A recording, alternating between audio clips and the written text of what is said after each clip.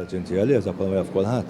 Issa dieħlin fir-raba sena tagħna u li wasalna biex nispiċċaw il-raba sena. Ovvjament l-infurzar min-naħa tagħna ikun.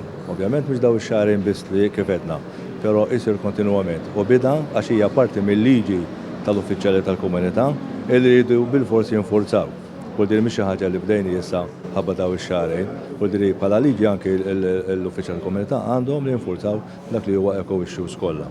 Ovvjament, mbagħad ikun hemm dik il-perjodi fejn wieħed jinforzi iktar. Kif edna u kif qalu anke sħabi hemmhekk, ikun hemm dawk il-hotspots, dawk il-lokalitajiet li jkun hemm bżonn iktar dawk il-ftit biex ngħidu hekk ġimgħat li jinforzaw. Id-domanda jekk wieħed jieħu pereżempju bħal San Pal il-Baħar, popolazzjoni tikbirlek bl-eluf. Jekk imorru għawdex tikbirlek bl-eluf. Allura inti tmexxi l-infurzar skont il-ħtieġa.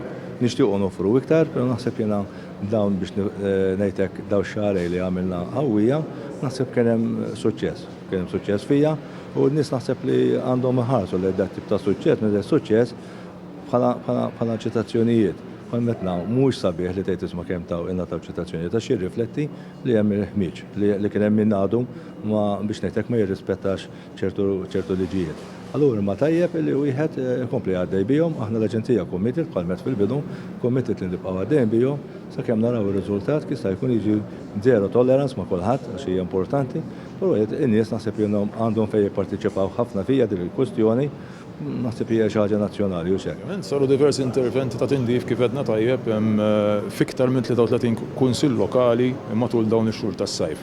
Verament ikkonċentrajna ħafna l-ħidma tagħna fuq iż-żoni turistiċi fejn impetus ħanejdu jekk ta' turiżmu u kif ukoll ikollok influss ta' Maltin li jżuru dawn il-lokalitajiet madwar il-ħinijiet ta' filgħaxija u anke mal-ġurnata b'tindif fuq il-bajjiet ukoll. Ġifieri s-servizzi jiġu offrut fuq bażi ta' 24 siegħa. Kif qal tajjeb il-Ministru wkoll, dan l-eżerċizzju sar b'eżerċizzju ta' tindif, però parallel miegħu kien hemm ukoll eżerċizzju ta' infurzar. Għax għandu diversi lokalitajiet li minkejja li mmorru natfu regolari prattikament ta' kuljum, l-abbużi jkunu ta' kuljum ukoll. Rajna li dawk iż-żoni naraw li jsiru infurzar bihom b'arranġament li għamilna bħala diviżjoni flimkien mal-Aġenzija l-ESA li nipprovdu ħaddiema minn tad-diviżjoni li jiġu akkumpanjati wkoll minn gwardjani mill-uffiċjali tal-komunità illi immorru nagħmlu l-infurzar. Qegħdin naraw li bir-riżorsi li għandhom iż-żewġ aġenziji disponibbli dan ser ikompli wkoll parallel mal-ħidma li se tibqa' għaddejja wkoll anke matul ix-xhur tax-xitwa. Fis-sajf illi qegħdin fih ħdimna ħafna biex insaħħu l-indafa f'pajjiżna. In-nies iridu għadi, din hija ħaġa li n-nies iridu.